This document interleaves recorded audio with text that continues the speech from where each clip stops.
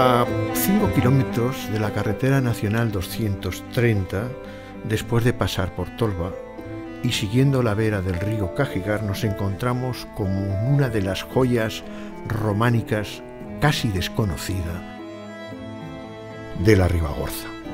Es la población de Luzás.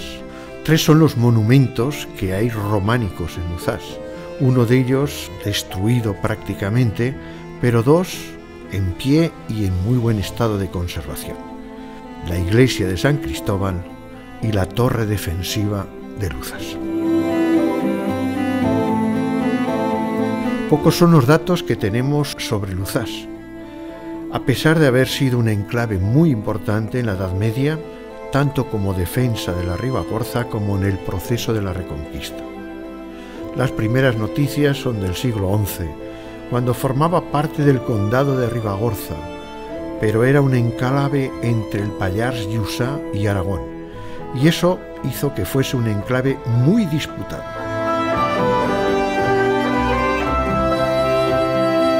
A lo largo de los siglos dependía tanto de unos como de otros. También fue triste la invasión de los musulmanes que arrasaron prácticamente en el año 1006 la población. Sin embargo, se fue rehaciendo y hacia mitad ya del siglo XIV, Luzás se integraba en el condado de Ribagorza, y en los censos que se llevan a cabo en aquellos años aparecen ya como 41 focs, que se equivaldría a una población de unos 200 habitantes.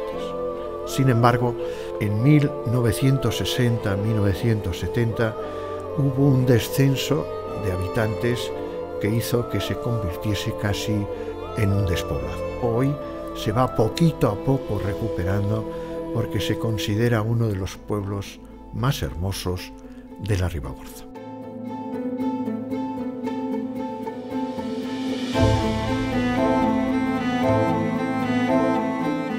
La primera obra extraordinaria que nos encontramos es la iglesia dedicada a San Cristóbal. Es una verdadera joya románica muy poco conocida, que fue declarada Monumento Histórico Artístico de carácter nacional el 7 de marzo del año 1980 y el Boletín Oficial de Aragón, el 2004, lo declara bien de interés cultural. Nosotros podemos decir que fue una iglesia consagrada por Berengario, que en aquel momento era obispo de Roda Lérida. Se trata de un edificio construido en sillería en torno al siglo XII, aunque a lo largo de los siglos ha experimentado muchas transformaciones. En la iglesia encontramos características del románico del Camino de Santiago, con influencias lombardas notorias, lo que hace que sea una iglesia muy original. Presenta planta basilical de 3 naves, con sus respectivas ábsides semicirculares, como es norma en todas las iglesias románicas, orientadas hacia el este. Tiene un juego de volúmenes muy armonioso. Los 3 ábsides en la cabecera de la iglesia destacan más al sobresalir el hastial muy por encima de los mismos. Las lesenas marcan cada una de las naves. Sobre cada ábside se abre una ventana cruciforme. La iglesia se remata con una cubierta a 2 aguas y sujetando el alero unos canecillos o pequeñas ménsulas que sobresalen debajo del tejado están imitando animales y objetos y a veces signos desconocidos para nosotros, pero muy estilizados. En cada uno de los ábsides se abre una ventana con doble derrame que hace que la primera luz del día incida sobre el altar. La representación de la luz es Jesucristo. Los 3 están decorados con un friso de ajedrezado jaqués y debajo canecillos o pequeñas muestras de animales estilizados, siendo su conjunto una decoración muy sobria. En el muro sur hay muchos contrafuertes añadidos por los problemas que tuvieron con la bóveda. Toda esta fachada está recorrida por bandas lombardas que reaparecen en el hastial de los ábsides y en la unión de los ábsides. Dos tramos de este muro no tienen ajedrezado, pero sí pequeñas ménsulas sin adornos, probablemente de la primera etapa de su construcción. Los otros dos sí tienen ajedrezado. En el lado sur aparece otra puerta hoy tabicada que fue la original. Está formada por un arco de medio punto en cuyo tímpano aparecen unos símbolos de difícil interpretación, hechos por el método de incisión. Parece ser, según algún comentarista, que corresponderían a las imágenes de Adán y Eva, pero con cabezas de serpientes a los lados, en las esquinas, pero tampoco sabemos con seguridad el significado. Lo dejamos a la interpretación del que lo vea. Lo probable es que corresponda también a una lucha entre el bien y el mal. En el centro del tímpano hay una cruz abierta, que se llama patada, que es asimétrica, con un parecido a la cruz de los hospitalarios de San Juan. Ciertamente hubo un hospital en Uzás, que podría relacionarse con la presencia de los hospitalarios. Esta cruz está rodeada de símbolos de muy difícil interpretación. En la parte superior izquierda se aprecia un triángulo y dentro del triángulo como una Y en su interior. Alguno lo interpreta como signo cristológico al unir la Y que representaría al hombre y el triángulo que representaría a la divinidad, Dios y hombre. Otros afirman que es la letra alfa griega al interpretar que el signo en una especie de B invertida sería la omega, principio y fin de los crismones. Aparece también otras letras mayúsculas, la letra Mar, que algunos lo interpretan como María. Es posible que esta letra haya sido añadida, porque alrededor del tímpano hay otras letras como la palabra Petrus, que estas han sido añadidas posteriormente. En el lado derecho se puede interpretar una imagen como una serpiente con dos cuernos, tal vez alusión al pecado original. En el otro lado aparece como una estrella formada por un doble círculo y 4 rombos. Otros dicen que es la rosa de los vientos e incluso afirman que podría representar las edades del ser humano. Esta imagen a escala mayor se repite en el mismo tímpano en la parte interior. Casi tocándola aparece una serie de líneas como alguien sentado que estira para coger la estrella. Aunque se ha investigado mucho, todavía hoy desconocemos muchos signos que utilizaron en el arte románico. En el muro oeste se abre la puerta de entrada formada por un arco de medio punto con grandes dovelas, que no es la puerta original. La portada actual es del siglo XVI, coetánea con la torre, formada por grandes dovelas de arco de medio punto, muy similar a las otras iglesias de Ribagorza. Los óculos se suelen colocar en la fachada oeste porque está vinculada a la escatología, en el que el óculo desempeñaría la función del ojo de la divinidad, con funciones de juez. Toda la fachada está adornada en sus aleros con un friso de ajedrezado jaqués. La torre está adosada a los pies del templo. Consta de 5 pisos separados por una imposta marcando cada piso. Las 2 inferiores son rectangulares y sobre ellas se levantan 3 pisos octogonales.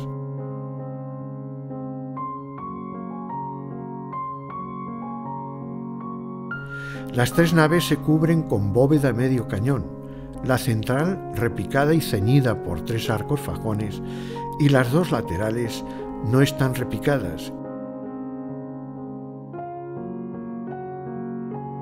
y se observa una anomalía consistente en que uno de los arcos fajones no coincide con las pilastras, tanto del lado sur como del norte.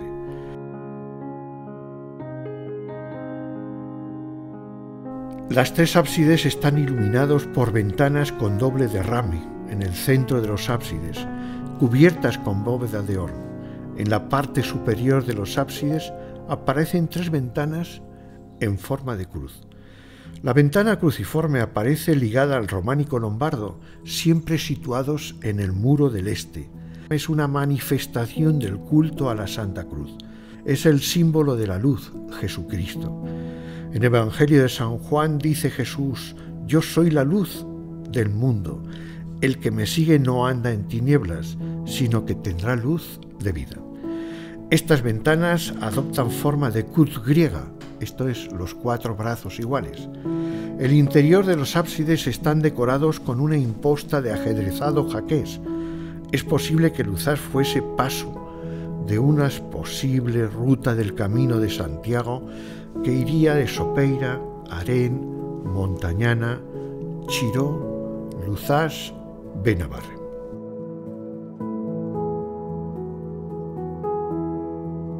En el lado norte es el que ha sufrido más modificaciones. Baptisterio del siglo XIV, con un arco gótico y también una capilla barroca.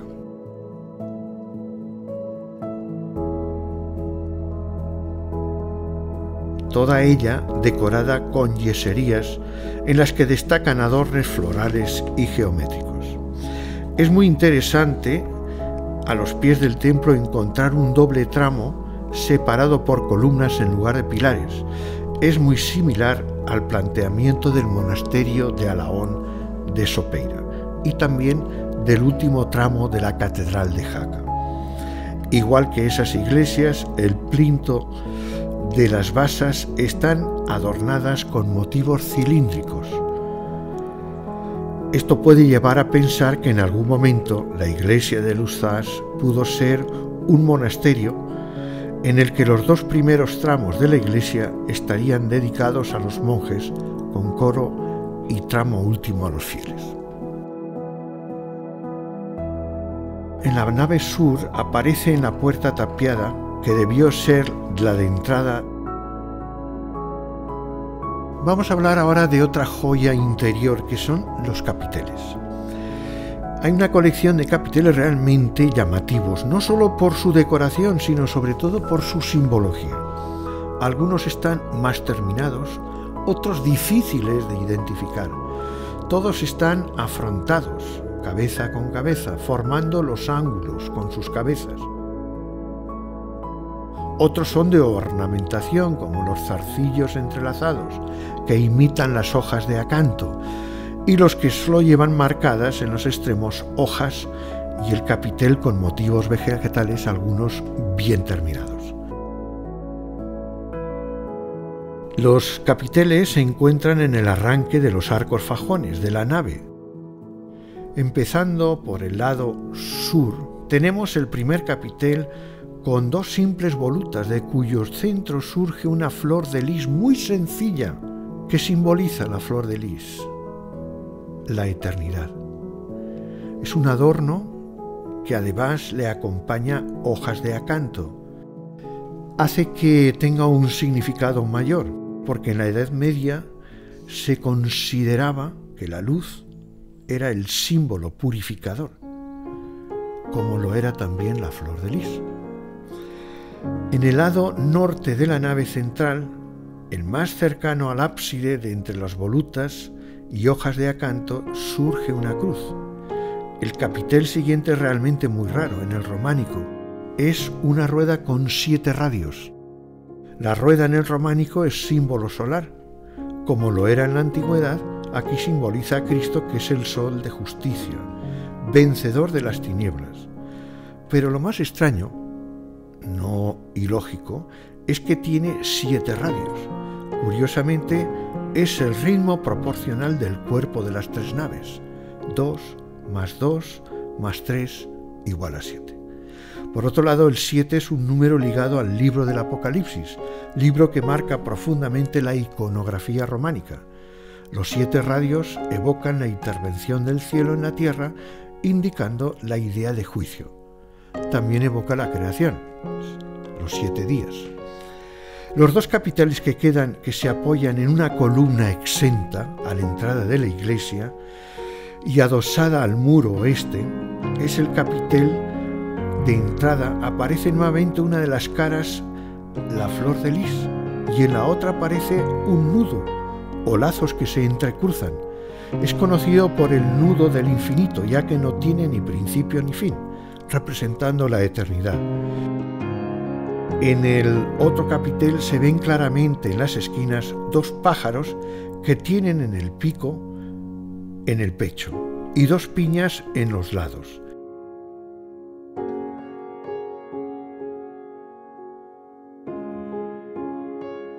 En medio de estas figuras se representan unas figuras de personas muy estilizadas que equivaldrían a los polluelos del pelícano. Existe la famosa leyenda del pelícano que se extendió en la Edad Media sobre un pájaro llamado pelícano que en épocas de escasez de alimentos, necesitando alimento para sus polluelos, para que pudiesen sobrevivir, se infería una herida en el pecho para que pudiesen alimentarse de su carne. Esta pájaro se convirtió en signo de Jesucristo en la Eucaristía, que se da a sí mismo a los demás. Da su cuerpo y su sangre. Las piñas simbolizan el bien, la resurrección, la fecundidad. Estos capiteles, el del nudo del infinito y el del pelícano, son una copia de los que se encuentran en el monasterio de Alaón, de Sopeira. Eso significa que el artista fue el mismo o uno de sus discípulos. En las naves laterales los capiteles corresponden a los apeos de los arcos fajones y están decorados con ornamentación floral. Es de destacar una flor que aparece en la nave lateral sur, que es una margarita. La palabra margarita viene del griego a través del latín y significa perla. Nuevamente la relación con la Eucaristía, a la que se le llama la perla eucarística. Y pasamos al último monumento. Extraordinario monumento, un castillo que debía medir en torno a 70 metros por 25 de ancho, adaptándose al montículo sobre el que se levantaba. Únicamente se conserva la torre de 6 pisos y la base de 2 torreones semicirculares a los lados. La torre se construyó en el siglo XI, tal vez por Sancho Mayor, aunque es más probable que fuese Arnau Mir de Tost, y la torre ya restaurada se ve impresionante. Está situada en la parte alta del pueblo, aparentemente rectangular, pero en su cara oeste se ve pentagonal, aunque su interior es rectangular, siendo la parte oeste la más fuerte de todos los lados. Su aspecto es soberbio. Formaba parte de un recinto amurallado.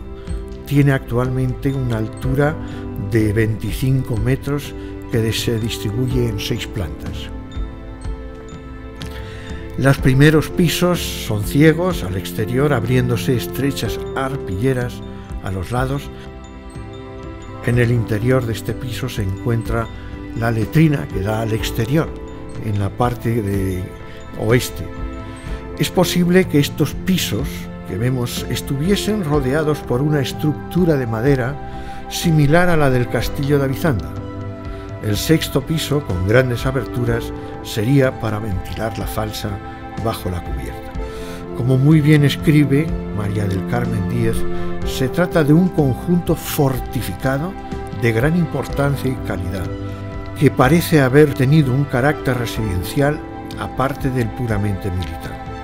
Si bien algunos rasgos como la planta poligonal la emparentan con otros castillos aragoneses, su combinación con otros elementos como la existencia de capilla y retrete o la doble banda superpuesta de vanos defensivos la dota de un enorme interés y singularidad.